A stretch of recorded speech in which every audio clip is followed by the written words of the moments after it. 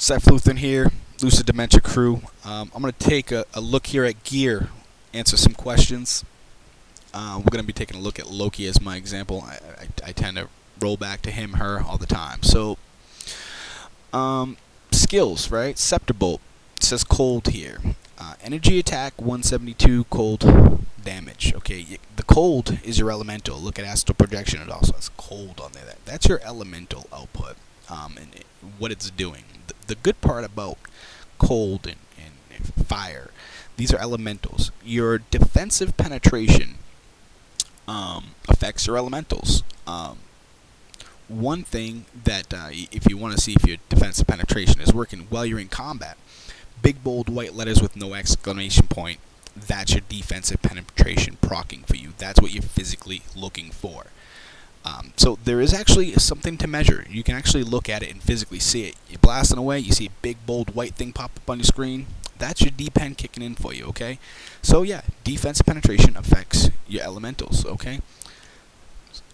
So, energy attack by level.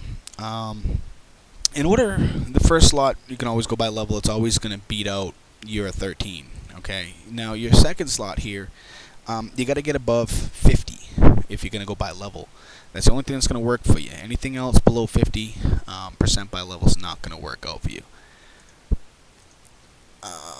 Second slot, all defense here really does what you need it to do. By levels, I don't really see much of the gain in it because you're going specific. Physical defense by level, energy by level. I guess if your character's lacking in one area or the other, you want to give them a little more beef against physical, a little more beef against elemental energy rather. Feel free.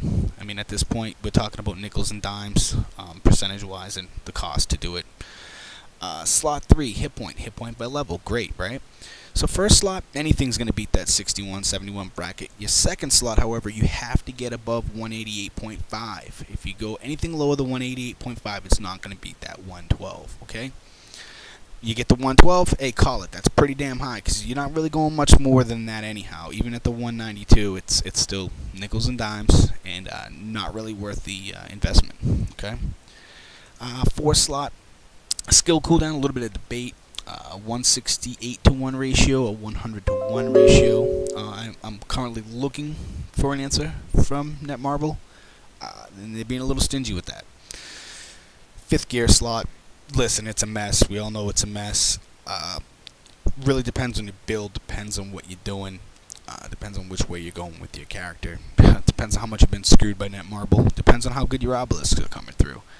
But so yeah, that's the shot at the gear, guys. It's not science.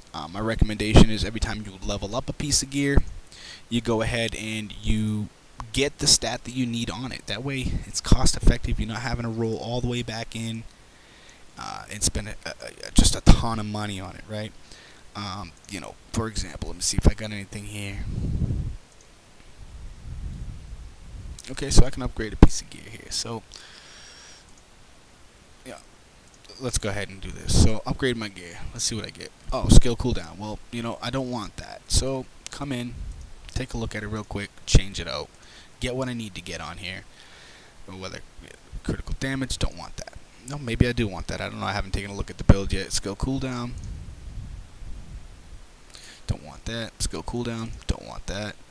Right now I'm trying to get D-pen on here. Ah, good. D-pen got it. Cool. Walk away. You keep your gear up to date. You don't need to blow it up and then come all the way back in and spend a ton of money on it. Hey, listen, LD, this was my crack. Good luck out there. Hope it helps out. Have a good one.